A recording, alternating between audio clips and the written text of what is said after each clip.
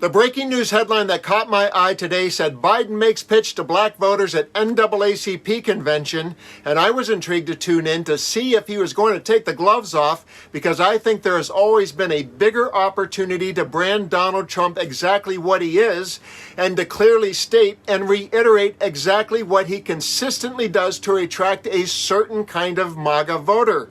And you know what I'm talking about. So the question is, did President Biden rise to the occasion today? Let's find out together. First, let's contrast Biden's convention appearance today with Trump's recent bizarre effort to appeal to black leaders in an Atlanta barbershop. The mugshot is the best. It just beat Elvis Presley and Frank Sinatra by a lot, by the way. Beat it by a lot. It was odd, awkward, and literally phoning it into a barbershop. And in a couple of minutes, you'll get to see if Joe clipped Donald today. But please be patient and let's take things in order from today's NAACP event.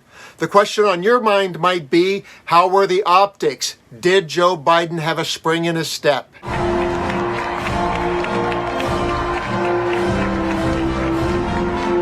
And your next question might be, did Joe bring the energy and statesmanship to the event? He began with a tale that was both self-deprecating and honored history.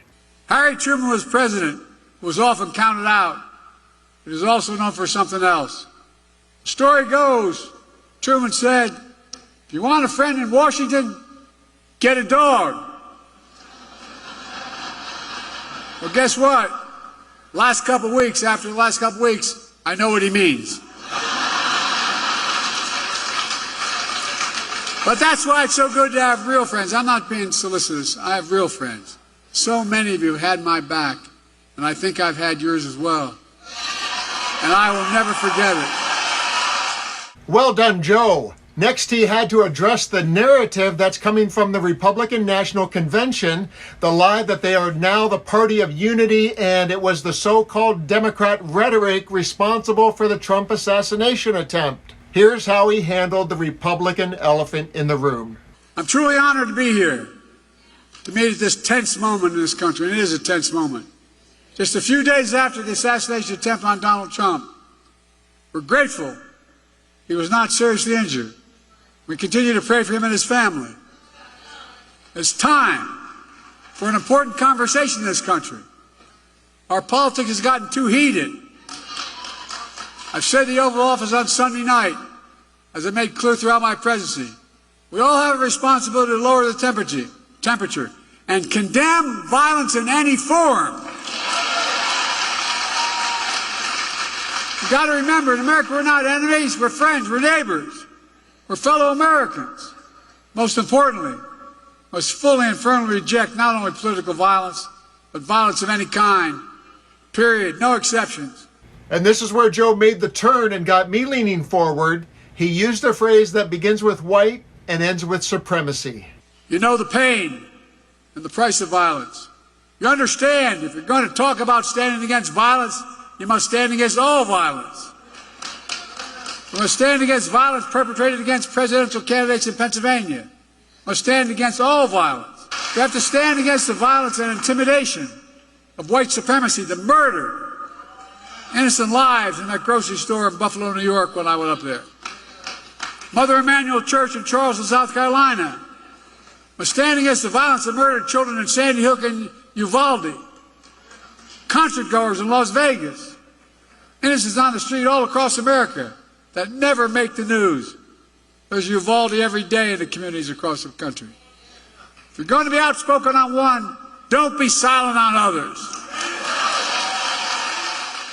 And here's the moment I was waiting for, and I hope you are too. He calls out Trump for the dog whistle that started it all, as well as the more recent racist slip of the tongue that many gave him a pass on because he's normalized such things. And spoiler alert, it results in a standing ovation. What in the hell's the matter with this man? Well, I'm serious. Go figure. From a guy who spread the birthism lie against Barack Obama, saying he wasn't born in America and he wasn't a U.S. citizen. Of course, here's what he thinks of black jobs. I love his phrase, black jobs. It tells a lot about the man and about his character.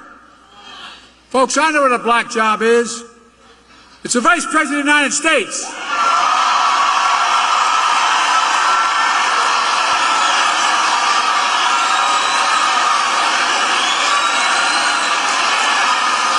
I know what a black job is. The first black president in American history, Barack Obama.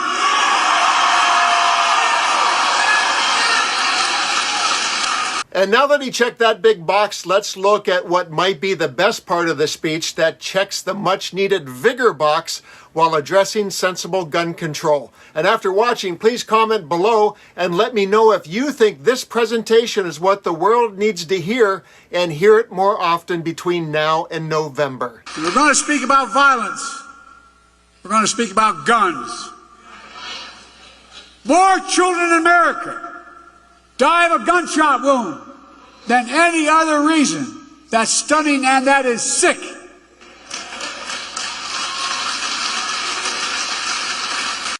And it's sheer cowardness if we do nothing about it. So, if you want to stand against violence in America, then join me in getting these weapons of war off the streets of America.